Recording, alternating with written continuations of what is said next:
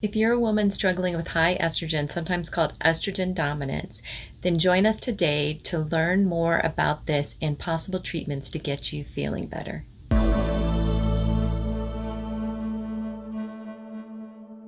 If you want to learn more about your hormones, then stay tuned and subscribe to this channel where I post new videos every Friday to talk all about hormone balance.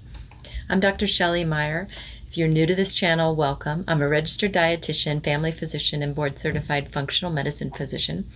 And I help women get off the hormonal roller coaster and get to a point where they can reclaim their feminine energy and feel like themselves again and feel balanced. First, let's talk about what estrogen dominance is. So I've talked about that a lot on this channel.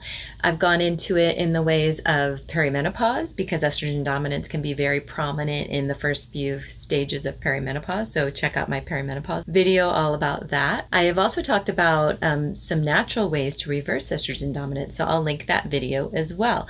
But briefly, dominance is when our estrogen is high, when it's higher than it's supposed to be, and the progesterone is low, and they're very imbalanced. Now, there's certain stages of your cycle where your estrogen is going to be high and your progesterone is going to be a little bit low, but we're talking about it when it's a more severe and drastic difference that can create symptoms like acne, like kind of that chin acne that we get, sometimes related to hormones, and mood swings, sometimes insomnia, irregular heavy periods, breast tenderness, and fibroids can all be related to estrogen dominance.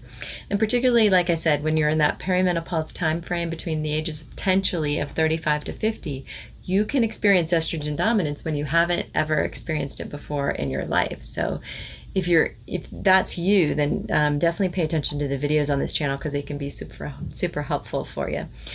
So I already talked about the signs. I also want to mention that hair loss can be part of it, and bloating too. But those can mean a lot of other things, and any of these things can mean a lot of other things. So be sure you back this up with testing with your provider. And what causes estrogen dominance? There are a variety of potential causes. Could be poor detoxification. Your liver might be congested and not working as well as it could be. So check out some of my other videos on that.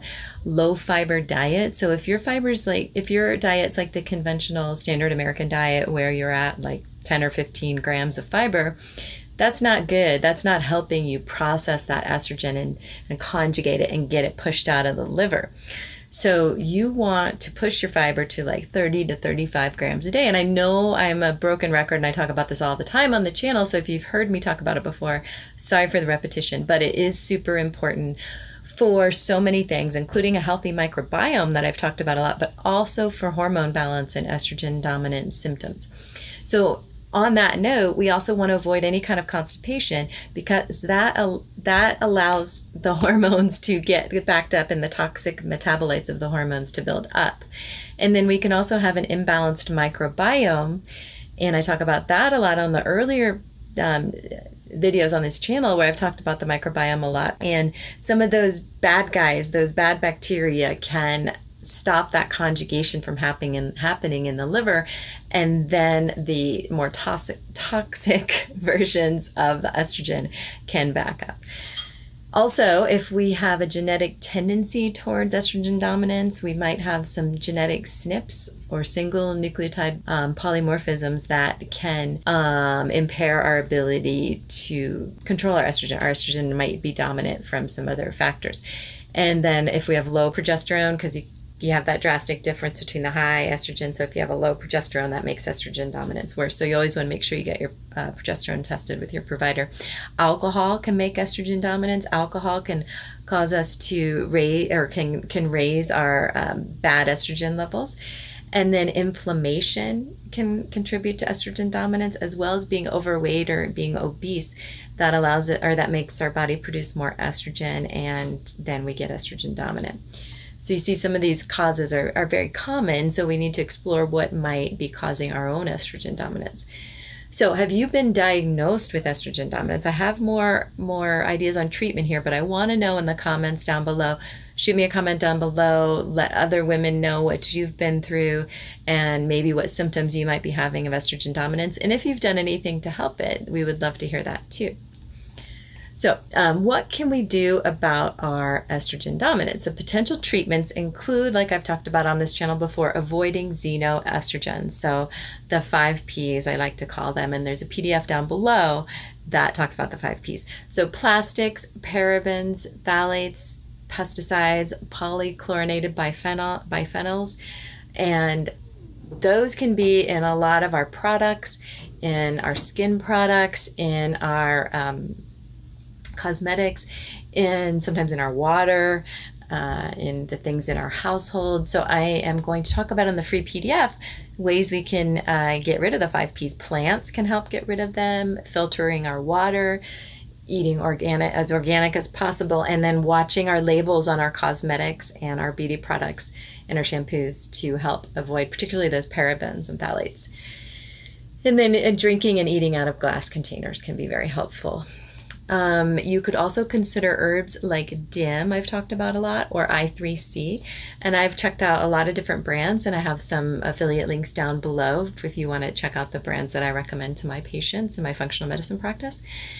And then you could consider nutrients like magnesium, which a lot of us are deficient in, which can really help us detoxify and push out that estrogen, as well as it can help our bowels. So that really will help us detoxify as well. And then there's something called calcium D-glucarate. You may have heard me talk about that if you've seen some of my other videos on estrogen. And that helps our liver detoxification as well. So it helps us package up that estrogen and get rid of it.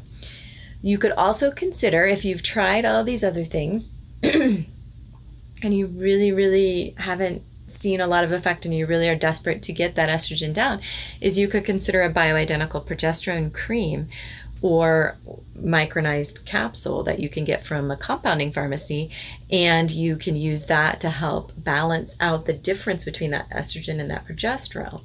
Will probably also help your mood and help you sleep, but you need to make sure with your provider that it is safe for you to do. So don't do that on your own. Well, you can't really prescribe the compounded progesterone on your own, but some over-the-counter progesterones are available. And you do want to discuss this with your provider. That's very, very important, because you can also monitor your progesterone with your provider, and that's important whenever you're on progesterone replacement. Also, you could consider definitely eat the high fiber, like we talked about, 35 grams of fiber a day. Avoid or greatly reduce your alcohol. I think we've already talked about that. Eat low sugar foods, have a lower sugar diet. Eating a lot of your nutrients from vegetables, and then just a couple servings of lower sugar fruits per day. And then eating more cruciferous and sulforaphane-rich veggies. And I've talked about that a lot on these channels. The cruciferous family being broccoli, cauliflower, Brussels sprouts, asparagus.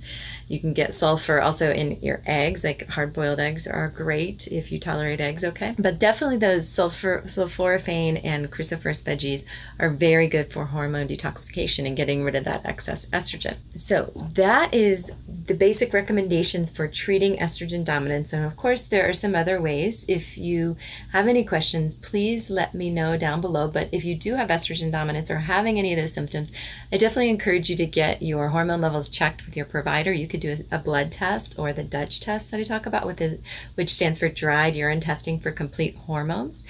And that's a great way. And then there's some saliva tests. I do prefer usually the urine test, and the blood test can be good for hormones as well. And then check out the free PDF down below with my 5Ps handout, how to get those 5Ps, those xenoestrogens out of our life. And also, remember to sign up if you're interested down below for my free hormone balancing course, Hormone Balance for Busy Women. So remember to subscribe, to share this out if you found it helpful and you feel like it might be helpful to women that you know, and to leave your comment down below, and to like this video so that draws more attention to the channel grows, I'm able to continue making videos. So thanks so much for joining me, and I'll see you next Friday.